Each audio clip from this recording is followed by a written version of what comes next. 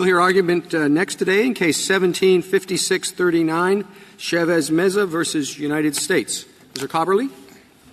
Mr. Chief Justice, and may it please the Court, judicial discretion is not a whim. It is to be guided by sound legal principles and subject to meaningful appellate review.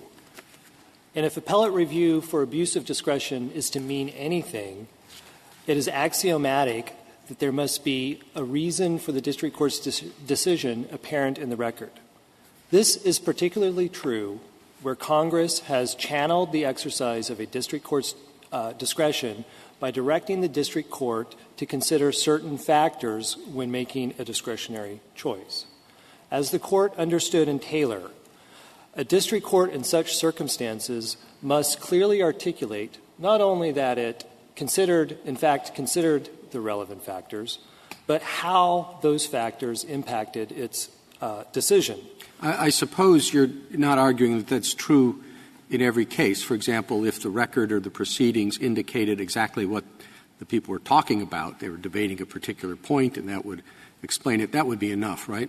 Mr. Chief Justice, we do believe that it would be enough. There's oftentimes, as the Court recognized in Rita, how much explanation a district court judge needs to give depends so much on circumstances and context. And what is the standard of review that the Court of Appeals uses for sentences? Justice Ginsburg, it's reasonableness, which this Court understands in the original sentencing context.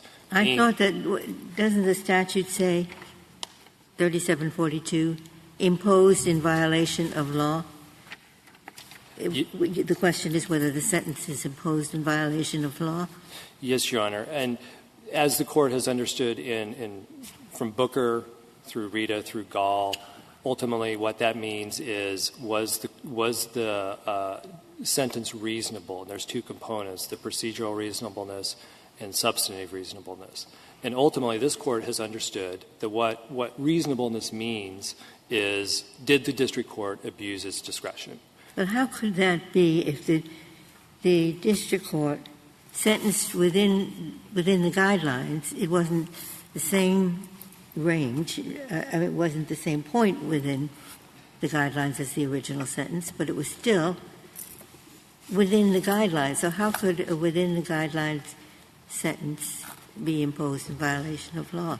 Well, I think that's the government's position, which is, well, in a sentence reduction, when it's reduced and it falls within the guidelines, the government's position, as I understand it, is essentially that decision is unreviewable.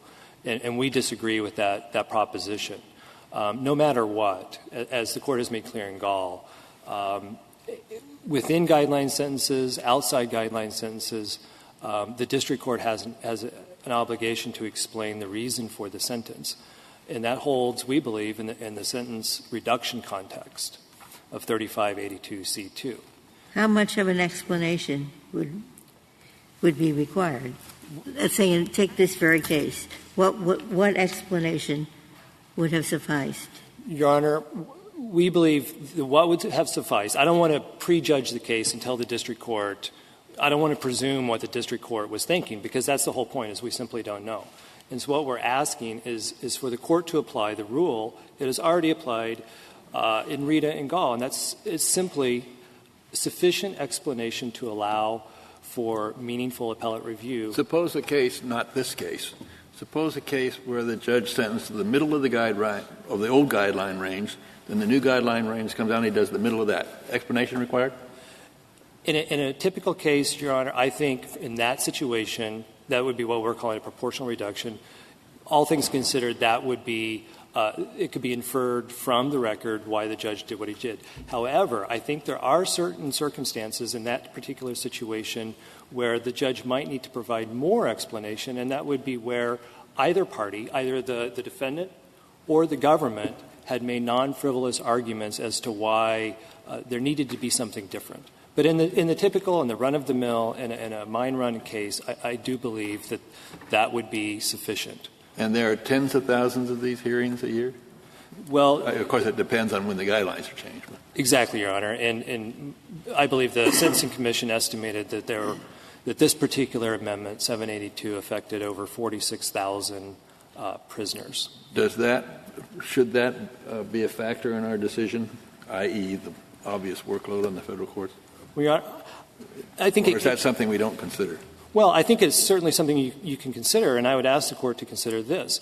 We're not asking for anything, really, that the district court is not already should be doing, and that is considering the sentence reduction in light of the 3553A factors in Section 1B 1.10 of the guidelines, and then coming to a reasoned decision as to why it's imposing a particular reduced sentence.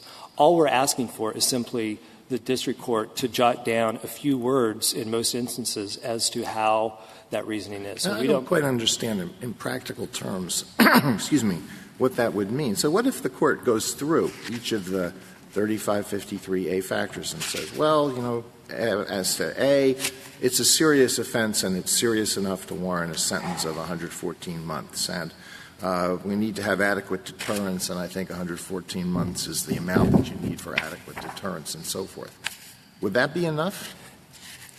It so much depends on context, Justice Alito. And in that particular case, I don't think it would be enough without more information in the record that explanation by the district court would be tied to a particular fact within the record. Let me just tell you, given the workload numbers you've just cited and your answer to Justice Alito, I'm becoming less convinced of your case.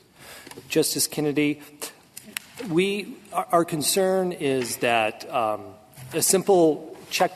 Let's say, for instance, the AO247 form, which we think is perfectly fine, had a checklist of the 3553A factors, and all that was required was a judge to check a box that he or she considered those factors.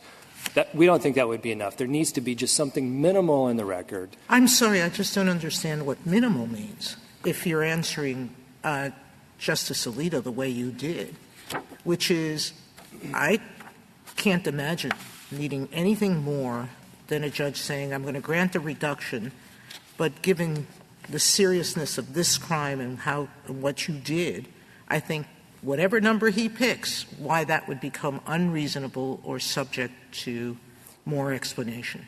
And that's why I think, just a few words can matter, Justice Alito. But you said to Justice Alito, no. Well, I'm asking, that's shocking to me, to be frank with you, because that answer would mean that the judge not only has to say the crime was serious, what you did was serious, but I think 108 is not enough because it's the bottom of the guideline range. I don't think the guideline range should control. What more of an explanation does a judge have to do than to say it was a serious crime, 114 is the right amount? I think just some indication that the judge actually had considered that particular crime. And so simply, all I'm saying is simply just saying, I don't want to say that. I don't want to create a rule that a district court judge in any instance. I'm afraid that you keep answering. You're creating a rule that makes it impossible for district court judges to do anything but what you want. And I certainly don't want that, Justice Sotomayor. Well, but that's where it's coming. But let's start at here. We know the district court at the original sentence said, I'm troubled by this crime and the degree of your participation in it. It's a serious crime. You were a very active participant in it. He still gave him essentially the low end of the guideline. But why is it unreasonable for us to infer that in the resentencing he picked 114 because he remained concerned about the seriousness of this crime and your defendant's participation in it? Your Honor, if the district court judge in this particular case had said something to that effect of, I have looked at this case again in considering the seriousness of the drug trafficking and tied it specifically, just said a word that made it clear that that was tied specifically to that case, and I remain convinced that 114 months is reasonable, I think in that situation that would be plenty. Since the guidelines are advisory, what would make it improper for the judge to say, I don't care what the guidelines say. I think trafficking of this type is serious, and I think that 114 months is the right amount for the seriousness of the crime and deterrence, how could you appeal that? We would have a tough time appealing that, Your Honor. I think that's well within the right of the district court. I guess I have a great deal of understanding that having the judge say something makes sentencing appear to the public as being less than arbitrary. And there is a value in explanation that the justice system should consider. The question is how much and why checking off a box is not enough. Because I take the judge at his or her word that when they check off the box, they've done what 3553A, I think it is, requires. But is there a difference between checking off a box and not checking off a box? I think there is a difference, Your Honor. And it's the fact of an articulation that one can be convinced, one understands that the district court judge actually thought about this case and considered it. And simply checking a box, I don't think, does enough. We say it is. Okay, please. It is not. We're not asking for much. And contrary to what the government has claimed that we're asking for, which is detailed or extensive explanations, I want to assure the court we are not. We're simply asking for just a bare minimal enough to convince an appellate court that there was a reasoned basis for the decision. And, Justice Sotomayor, like you just said, the need to assure the public that our judiciary is acting with sound legal principles and applying the law and not making arbitrary decisions. It doesn't have to be much. What if he just says same reasons as before? Mr. Chief. Before he's done a fairly, the usual what's required in 3553, and those are the same, what he's saying, those are the same things that are motivating him in this new context. Same reasons as before. Well, I think in this particular case, Mr. Chief Justice, if the judge had said that, that would pose a problem because in this particular case, tied back to the original sentence, it was clear that the district court judge had tied his sentence and adopted the reasoning of the Sentencing Commission. And he sentenced at the bottom of the guidelines. He referred to the reason the guideline sentence in this case is high is because of the type of drug and the quantity of drug. And if he simply adopted that same reasoning, then one would expect that his understanding of how. So you'd be fine. I mean, you say that would give you the grounds you want to present on appeal, just as you've articulated here. So that ought to be fine as far as you're concerned. I think. Right. And we have to remember that we're talking here just about a procedural component, and that is simply an explanation to get us to understand the judge's reasoning. So if there's some indication of the judge's reasoning, we would then have something to grasp onto on appeal, and maybe we would argue that on appeal. One aspect of this case that strikes me as curious. So this is an appeal from the resentencing. Could this defendant, instead of going to the Court of Appeals, said, District Judge, would you please reconsider or clarify why the first time round you put me in the bottom of the range and the second time in the middle? Could have moved for clarification before the district court. Justice Ginsburg, there's no specific rule in the rules of criminal procedure that allows for that. And so this was a final order, and it was appealable. Now, in practice, could one, in theory, make such a request? I suppose. But given that there's nothing required in the rule, there is no requirement that the district court has to actually reconsider that, other than just saying motion to reconsider denied. And in the context of this case, Mr. Chavez-Meza had filed his motion for a sentence reduction under 3582C2 over a year before the district court judge made his decision. And under the existing law, as it was understood in the Tenth Circuit, we thought it was best to just take an appeal and have it remanded back, which is all we're asking for in this instance, is to have the case remanded back to the district court for consideration of the reduction in light of the 3553A factors and to provide some explanation for its ultimate decision. Your Honor, our concern ultimately is that the government's construction of the statute would allow just this particular case of a class of defendants in class of cases not subject to appellate review at all. And there's no principal basis looking at the statute for such a rule. And as the Court understood in Dillon, the purpose of Section 3582C2 was to give prisoners the benefit of the Sentencing Commission's determination that there was a systemic problem with a particular guideline. And precluding appellate review entirely of this type of case would undermine congressional intent. Why would this preclude appellate review? Isn't it pretty obvious or couldn't the Court of Appeals infer that what the district court did was this? The district court originally thought 135 months was the right sentence. That was the original sentence, right?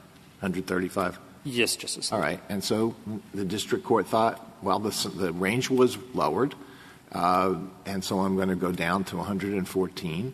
But taking into account the sentencing factors, I don't think it should go below 114. And I think that's I don't know that you need to spell all that out.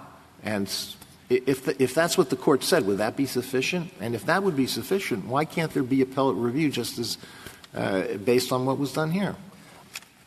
I don't think in that particular case, Justice Alito, that would necessarily be sufficient because it just says, in my opinion, it does not, the decision does not tie that opinion somehow to the 3553A factors.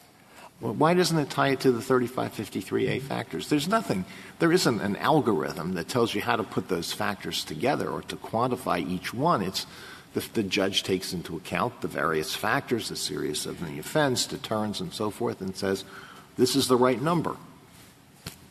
And all we're asking for, Justice Alito, is just a little bit following that, which is why the judge thinks that's the right number. Not merely the fact that, yes, I considered the factors and this is the number I come up with, but just something to indicate why. I think you'd be better off with the other rule. I mean, if you have something that looks out of the ordinary in the resentencing and the judge hasn't said anything, I think that gives you a stronger basis for appeal. Then you say, well, all he's got to do is have a couple of words.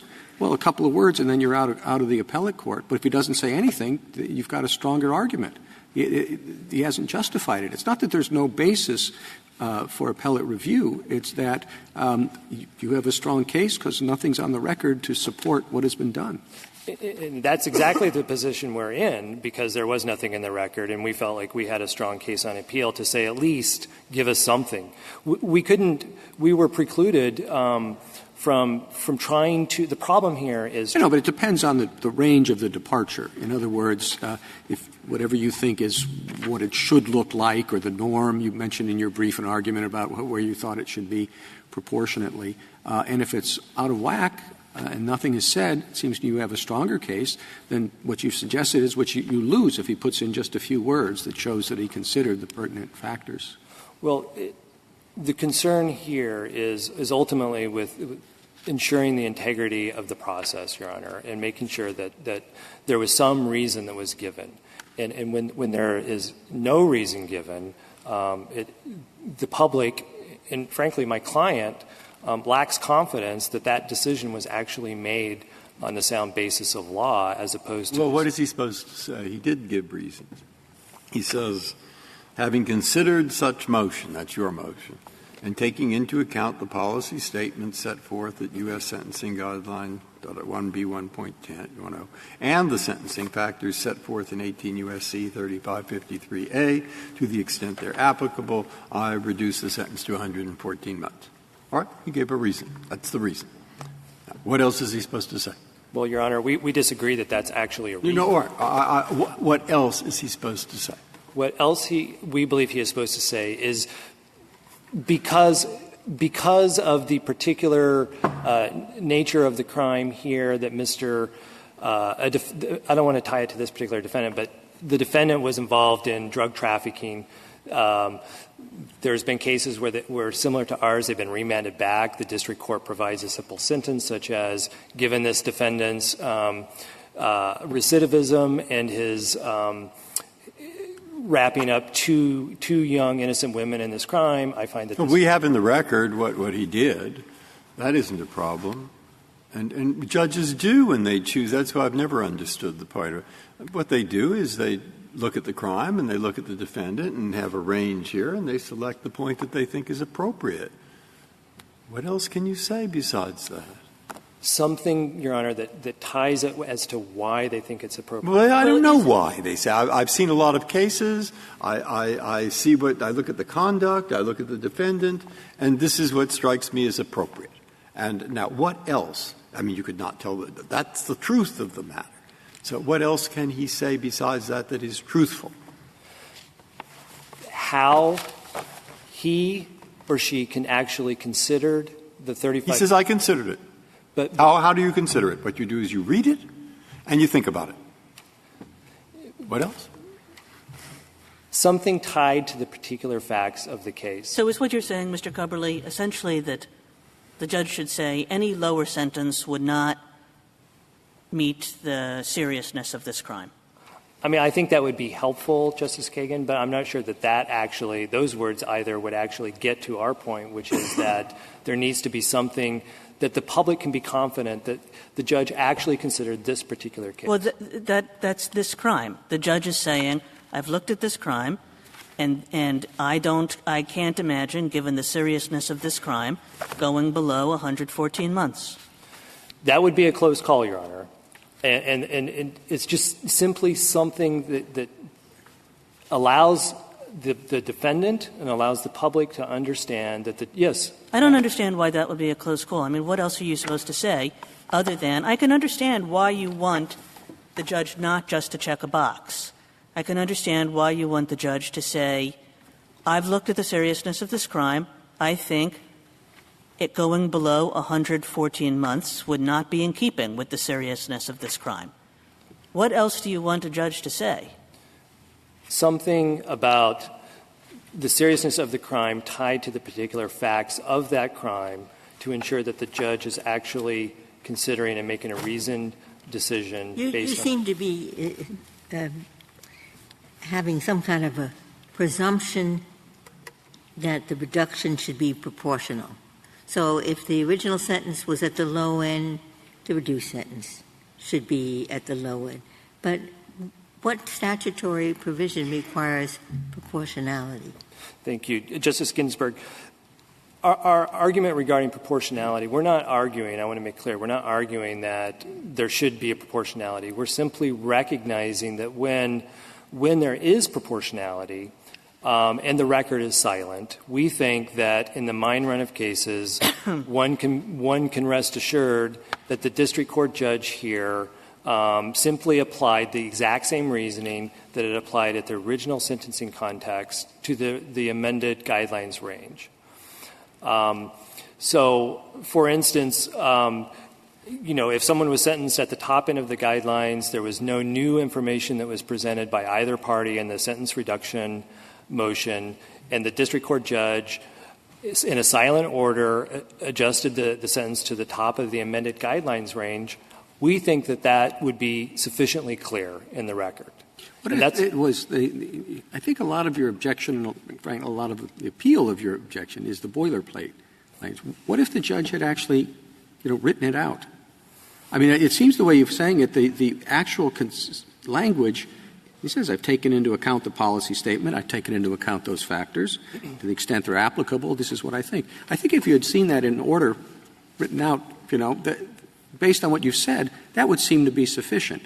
It seems to me your objection is in other words, you don't really believe it when it's just a check in the box. You think, well, he really hasn't done that, he's just checking the box. But what would be wrong with the language that he's checked in the absence of the boilerplate aspect? I think, Your Honor, that we would have the same problem. It's not with the fact that it's pre-printed on a form. It's that there was no additional reasoning. And in this case, the AO-247 form has a spot on the second page for additional comments. Like what? Have you had a lot of experience probably with sentencing cases, much more than I have. All right? So let's take an original sentencing. And the reason there is discretion within the range is because what judges used to do and typically do is they just decide. You know, there's nothing you can say. All right. So, but they're supposed to. So what do they say? What kinds of things? They say, Justice Breyer, similar. I mean, at an original sentencing, there's arguments typically presented by both sides as to a particular sentence. And tying it to this case, the government actually made an argument as to 135 months. And the district court judge said the reason the guideline sentence is high in this case is because of the quantity of drugs, the type of drugs. I consider, in my experience, that the problem with methamphetamine, and I'm adopting essentially the district court's decision. That's all they say, and that's enough. And if I may reserve the rest of my time. Thank you, counsel. Thank you, Your Honor.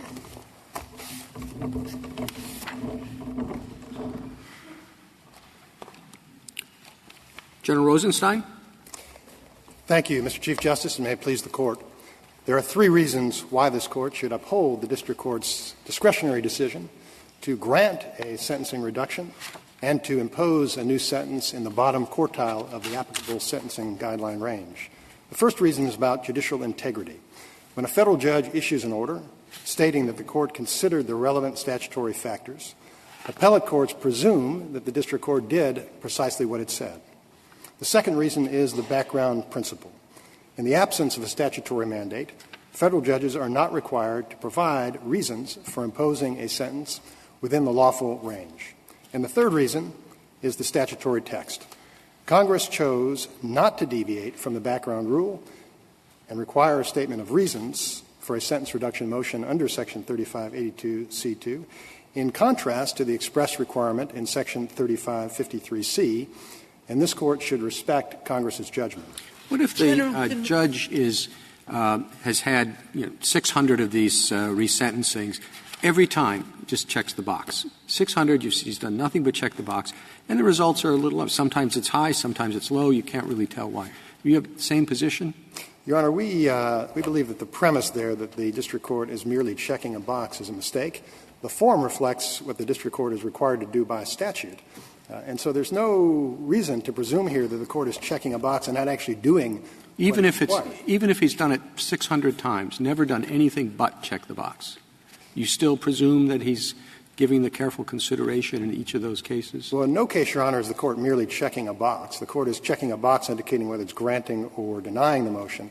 But then it's actually required to compute the guideline range and then select a new sentence. And so it's not merely a matter of checking a box. The court is actually making a conscious decision about what sentence to impose within that new guideline General, range. do you have a different position with respect to a denial of a motion for a reduction? If a judge just says, sign this form, but denied the reduction, would you hold the same position? Your Honor, there have been different variations of this form. The form that's used in this case, we believe, would clearly suffice because the form— No. Take my fact situation. Yes. Judge basically denies, after looking at everything, I deny this motion for reduction. With or without— Does that permit intelligent appellate review? Your Honor, if the court had completed the form and checked the box indicating it had denied the motion, the court would have certified by signing that form that the court had gone through the appropriate considerations, that is, to consider the 3553A factors and consider the policy statement. So how about if a judge in the original sentence gives the low end of the guideline, but in the revised reduction gives above the original guideline but below the sentence he gave now? Would that require more of an explanation than signing this form?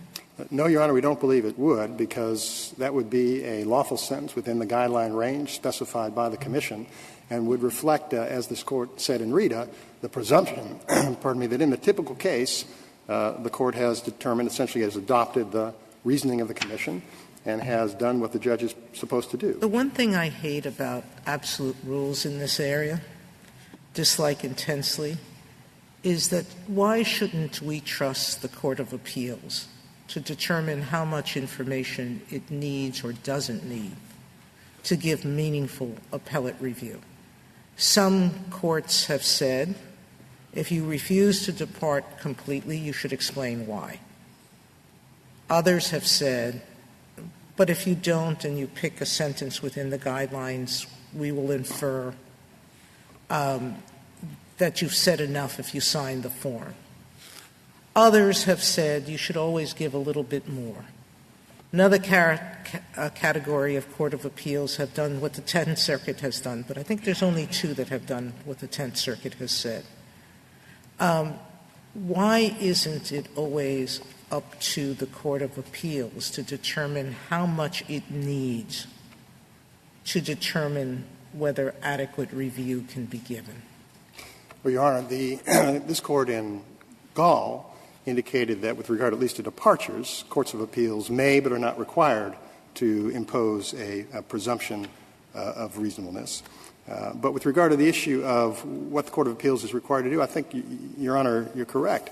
The Court of Appeals looks to the record and makes a determination whether or not, based on the entire record. Looking at this record, do you know why the district judge did what he did? I believe And do I know?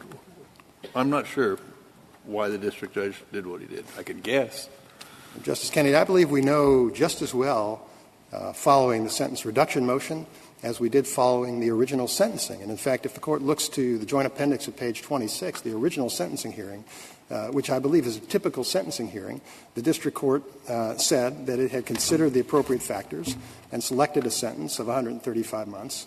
Now, the defendant has not indicated, has not confirmed how much information he thinks he needs, but if you look to that original sentence. Do you think that in that original sentence it was because the sentence was at a particular place in the guidelines, i.e. the low end? No, Your Honor, I don't believe so. Keep in mind, of course, we're in a post-Booker context here. The district court is guided in part by the guidelines, but is required to consider all the relevant 3553A factors. And at the original sentencing, that's precisely what the Court said. The Court said he had taken into account the history and characteristics of the defendant and the need to impose a sentence sufficient but not greater than necessary to achieve the purposes of sentencing. That is a somewhat conclusory. But that's true in every case. But correct. Why this number? Why wasn't this? If he'd have done it at the low end of the new revised guideline range, that would have been okay, wouldn't it? Yes, Your Honor. Without any explanation? Correct. Well, then why isn't an explanation required here when he does something different? Because of the background rule, Your Honor. Again, the sentencing guidelines were adopted in 1984 against a backdrop of longstanding precedent of this Court, reflected most significantly in the Dorshinsky case, where the Court indicated that in the absence of any statutory mandate, at common law, the district courts had discretion to impose sentences anywhere up to the statutory maximum. I guess I'm finding it a little bit hard, Mr. Rosenstein, to understand your understanding of the background rule, because my understanding of the background rule comes from Taylor, where it said, whereas here, Congress has declared that a decision will be governed by consideration of particular factors, a district court must carefully consider those factors as applied to the particular case, and, whatever its decision, and clearly articulate their effect in order to permit meaningful appellate review. So we're in one of these whereas here situations where Congress has declared that a decision is going to be governed by consideration of particular factors. And Taylor seems to say, look, what we need for intelligent appellate review is for the district court to clearly articulate why he did what he did. Now, it doesn't have to be lengthy. It can just be pointing to, this was a serious crime. Here's why, the end. But there has to be something, says Taylor. No? Your Honor, we respectfully submit that Taylor does not apply in the context of sentencing. It didn't overrule Dorzinski. And if it had, Your Honor, we submit that Rita might have come out differently, because this Court ruled in Rita in 2007 that no explicit analysis is required of the 3553A factors. There are, if you break them out, there are 15 distinct factors in 3553A. And at this resentencing, there are also 3 additional factors established by the policy statement, 1B1.10. You did at the beginning. I mean, there is something I don't understand about this. I tend to agree with you that if we suddenly start saying I've seen hundreds, if not thousands, of district court decisions which take the following form: motion for summary judgment, denied. Okay? Or motion for this or that, denied. And if we're suddenly going to say, well, this has to have more than that word denied, I don't know what's going to happen. So I tended to follow what Justice Sotomayor said. Sometimes the Court of Appeals would say we need to know more, and sometimes they wouldn't. But I think what he's arguing, and I may be missing something, is that the statute says in 3553C1 that if the sentence is within the guideline range and it exceeds 24 months, the court at the time of sentencing shall state in open court the reason for imposing sentence at a particular point within the range. Now, it doesn't say that when you're reconsidering. Correct. But it does say it at the beginning. And so the background rule isn't that you don't have to give a reason. The background rule is just what I read. So how does it work? Yes. I want to know how it works, and after all, if that's the rule, if I'm right that that is the rule, how do they do it? And shouldn't you have whatever they have to do there the same here? No, Your Honor. Respectfully, the background rule that I refer to is the rule in the absence of any statute. Well, here is a statute. I'm saying my question is, how does that work in the ordinary sentencing case where we've all said, gee, sometimes you just can't say more? Well, the statute seems to say more. And then whatever that is, why shouldn't it be the same here? And I think what they're saying is you don't have to say it's the same if it's proportional because it's obvious. But if it isn't proportional, it isn't obvious. And so you should have to say something. Okay, so what is the response? What Justice is the response? Breyer. The answer to that, Justice Breyer, is that with regard to sentences that are governed by 3553C, there actually are 3 levels of explanatory requirements. The first is the requirement to state reasons in open court, which is in 3553C. Right. The second is for a sentence with a range above 24 months. That's right. To provide a reason for a particular point in the range, as you articulated. And the third is for sentence outside the guidelines. Yeah, right. I'm only interested in a particular point within the range. But, Your Honor, this provision, 3553, was adopted as part of the Sentencing Reform Act in 1984, contemporaneously with Section 3582C. And in 3582C, the Congress decided not to incorporate the 3553 requirements. And that is why we respectfully submit the 3553C requirements do not apply under 3582. It expressly incorporates 3553A, which we recognize and the district court acknowledged, but it does not incorporate the procedural requirements. Now, this Court affirmed that in the Dillon case. But that's peculiar. What's the reason for that? Judge, when you give a sentence of 18 to 20, the guideline is 108 to 122 months. You pick out 114, and you have to give your reason for the particular point.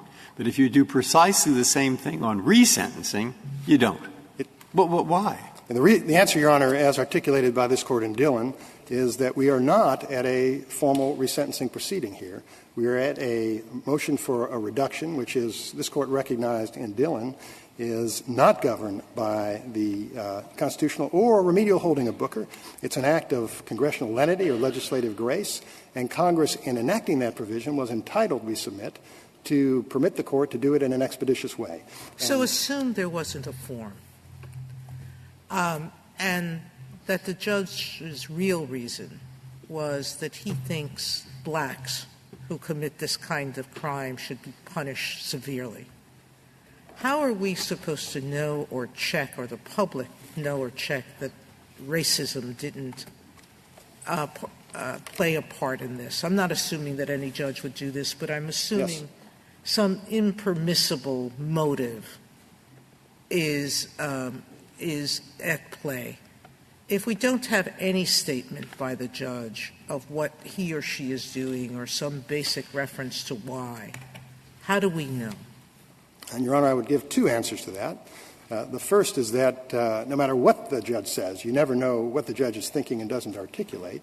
But the second is that under Walton v. Arizona, a longstanding principle, courts presume that district courts know the law and apply it faithfully. If it were to the contrary, we would face this issue really in every case. You never know the unstated reasons. You know only the stated reasons. And in this case — But if you know no reason, which is what Justice Kennedy started with, we don't really know why he picked 114. Well, we submit, Your Honor, that you do know enough, just as in any ordinary original sentencing under Rita. You know that the court was familiar with the facts and circumstances of the crime. You know that the court evaluated the 3553A factors and the policy statements. You have the comments the district court made at the original sentencing, which indicated that the court was aware the defendant had other uncharged conduct. So let's do a different hypothetical. The judge says, I gave the 114 because he got convicted of a prison infraction that was at the highest level. And in fact, not the facts of this case, the prison infraction was at the lowest level and didn't even result in anything except a warning. How would the appellate court know that the judge made a factual assumption that was erroneous in picking that 114? In your hypothetical, Justice Sotomayor, the court has articulated that reason? Yes. Yes. Well, in that case — But how do we know if they don't articulate Right. their reason for doing something that that it's not based on an erroneous factual basis? So once again, we can't deal with what the court doesn't say, but if the court did express — No, but we should. I mean, when we're making a rule that says you never have to, as the Tenth Circuit has indicated, then we don't know if an impermissible factual or legal basis motivated the judge. And with factual, it's not intentional, it's just wrong.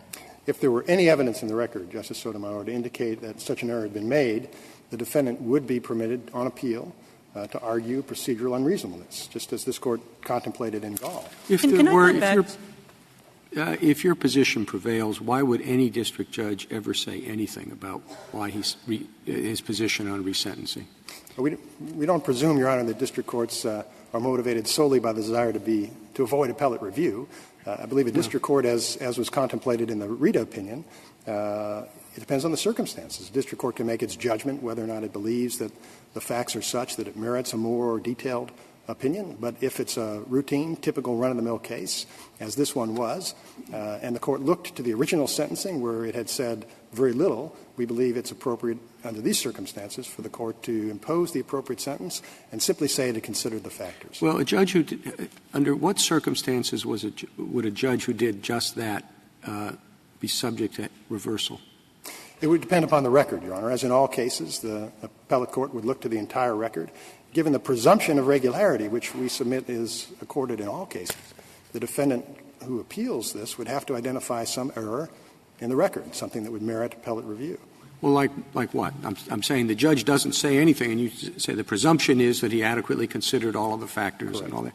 What type of evidence in the record would suggest that that wasn't the case? Well, if you're talking only about procedural reasonableness, as we're talking about here, you'd look to whether the guidelines were properly considered. You would look to whether or not there were other defendants in the case who received disparate sentences.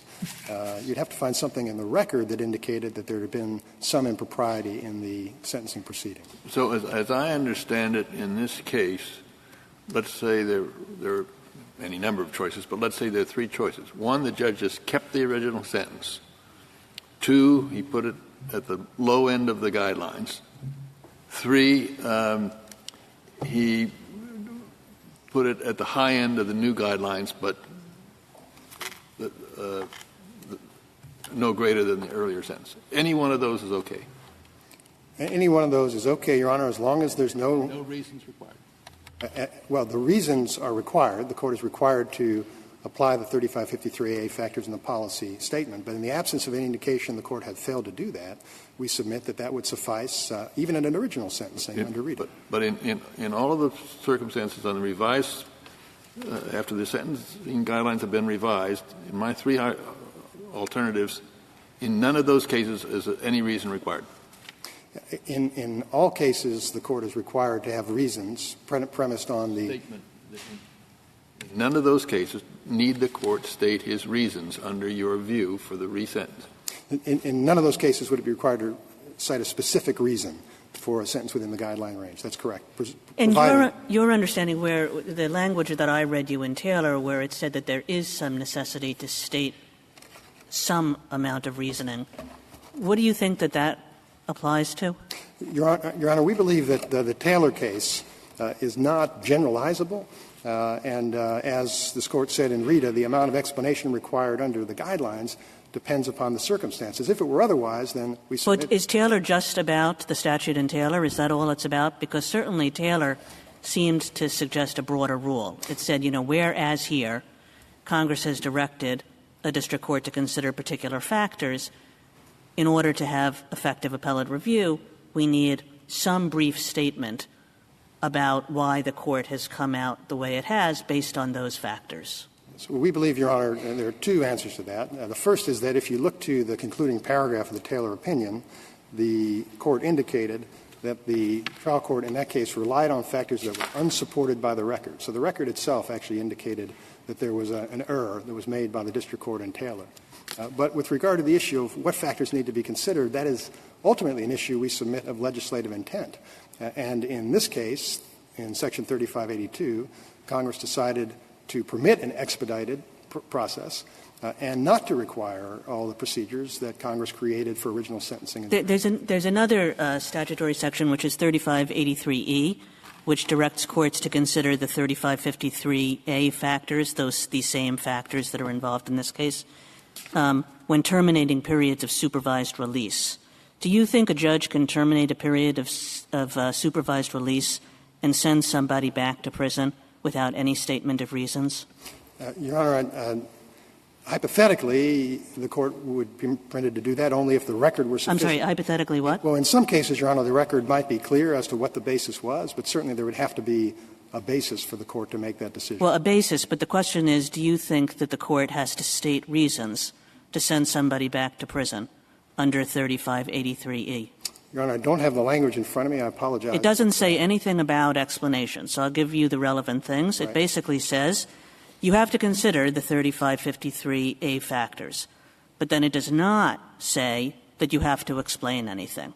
So the question is whether there's a background rule that says, of course, before you send somebody back to prison like that, you have to at least say something. That's the question. Yes. And again, Your Honor, we believe it would be a question of legislative intent. And we believe that with regard to 3582, it's clear that Congress contemplated an expedited procedure that would not incorporate the reasons required in 3553 and would simply be subject to the background rule. Can you tell us a little something about the form?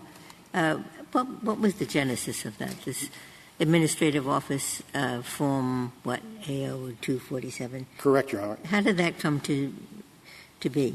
My understanding, Your Honor, is that form was developed by the Administrative Office of the U.S. Courts along with input from the Sentencing Commission in order to expedite these proceedings and ensure that appropriate information was reflected in the record. Interestingly, Your Honor, the original version of the form, I believe from 2008, did not include the language clarifying that the Court had considered the 3553A factors and the policy statement. In fact, one of the lower court opinions — pardon me? I just want to go back for a second to Taylor.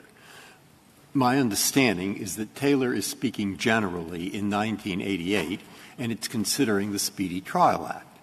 Subsequent to that, I believe we decided a case called Rita. And I thought in Rita we addressed specifically this question at an original sentencing. And what we said, yes, there has to be some explanation, but the length, the detail, when it's within the guideline, not outside the guideline. And I think that was the intent of the Commission. Outside the guideline, you better explain it.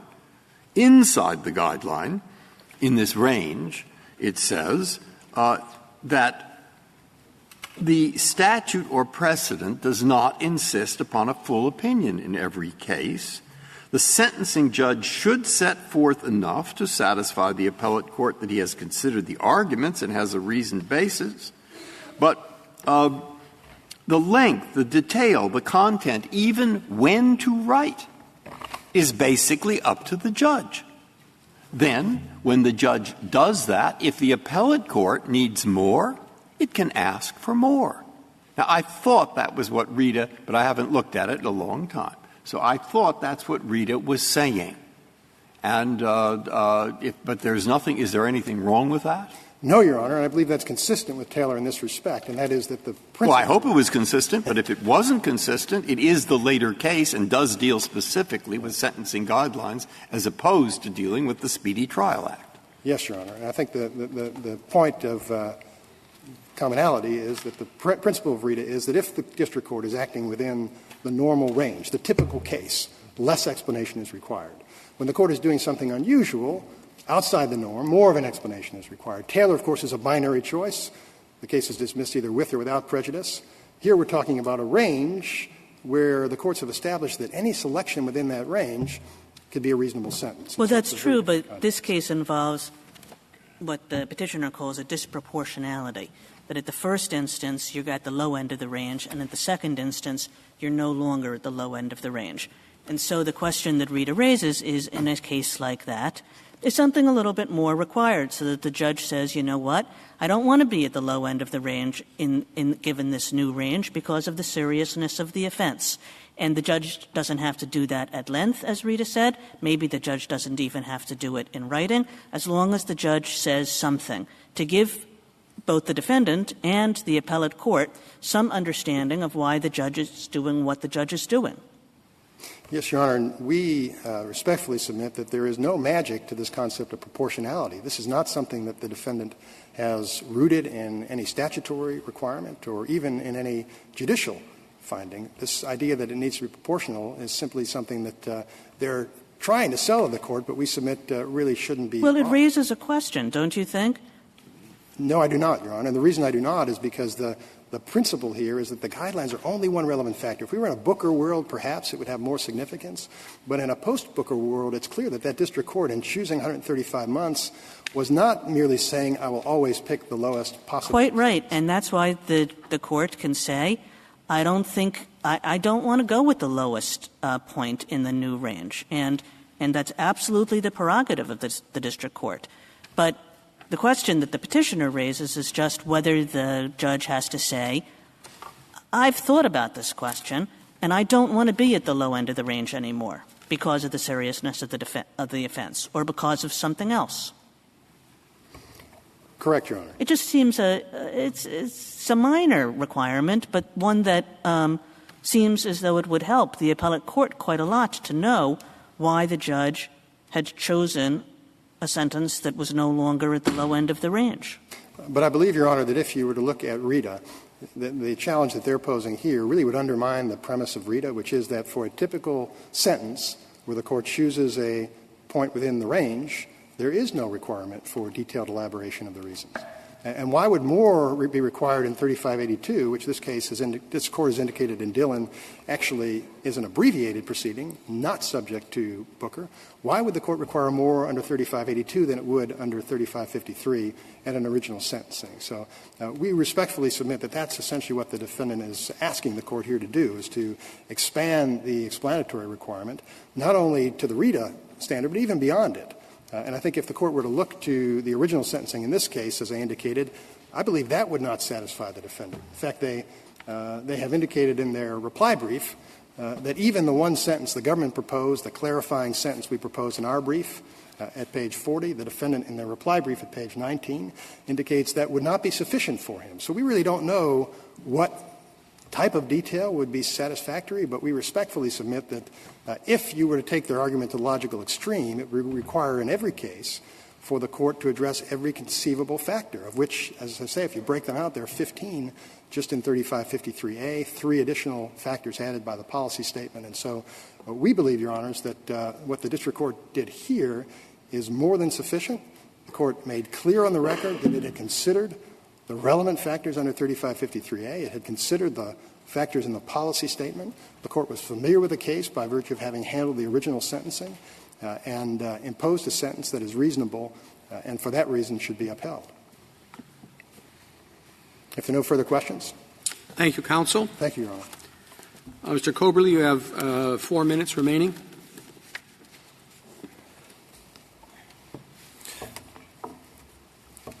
surprised that the government suggests that Taylor does not apply in the sentencing context.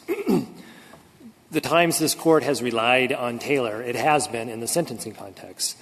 This Court has relied specifically on Taylor in Rita in stating, quote, the sentencing judge should set forth enough to satisfy the appellate court that he has considered the parties' arguments and has a reasoned basis for exercising his own legal decision-making authority, CEG United States v. Taylor.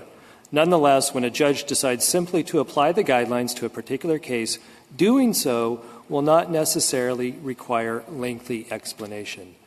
That's exactly all we're asking for, and we understand that we're not asking for a lengthy explanation, but that when Congress has channeled the exercise of the discretion of the district court judge by directing it to consider certain factors, the role of the appellate court is to ensure that the district court actually looked at those factors. It's not that it's necessarily the outcome is necessarily wrong, but that it actually applied those factors in order to comply with the directives of Congress. What would be the minimum that would suffice here? I think the minimum that would suffice, Your Honor, in a run-of-the-mill case is if it's disproportionate, as it is here, the reason I impose a sentence of 114 months or whatever it is because of the seriousness of the crime of, the defendants involved in methamphetamine trafficking, something to that effect. Again, I don't want to telegraph to the district court what we think. We don't want to presume because we simply don't know. Well, you're asking us to impose a standard, and you could I think it's entirely fair to ask you what would be the minimum that would be required. So you gave me an answer. If the judge made reference to methamphetamine trafficking, that would be enough? I think if there was something that was tied to the particular circumstances of the case. But again, I mean, the reality here is that's up to the appellate courts. That's up to the district court judge in the first instance, and then it's up to the appellate courts to determine whether that was sufficient reason to divine the actual reason of the district court judge. But in stating a standard, you're essentially asking us to repeat those words that you just read from Rita. Is that correct? Exactly, Your Honor. We're not asking anything different than what Rita already requires. And Justice Alito, your cite to Taylor in your dissent in Gall recognized that the reason it's important for a judge to state reasons to ensure that the district. What Rita did say on this point, I think, point within the guidelines that applied, the whole paragraph, which you didn't really have time to read, but the paragraph there talks about sometimes a judicial opinion responds to every argument, sometimes it does not. Sometimes a judge simply writes the word granted or denied on the face of the motion. Other times, and the reasons make everything clear. Sometimes the law leaves much in this respect to the judge's own professional judgment. You have a borderline case. I mean, I don't know whether more should be called for, and that's why I was looking around of a way of resolving this, and it seemed to me one way to resolve it would be to say you can write pretty minimally, but the Court of Appeals can ask for more if they need to. I think this is exactly right, Justice Breyer. You do? The problem with the government. But when you say minimally, you mean more than just check the box. Yeah, right? Absolutely. I mean, there has to be something. There has to be something more than just simply saying I considered the factors. There has to be something, and this is how I applied the factors. Something minimal. We're not asking for much. We're asking for crumbs here, and I see that my time is up. Thank you, counsel. The case is submitted.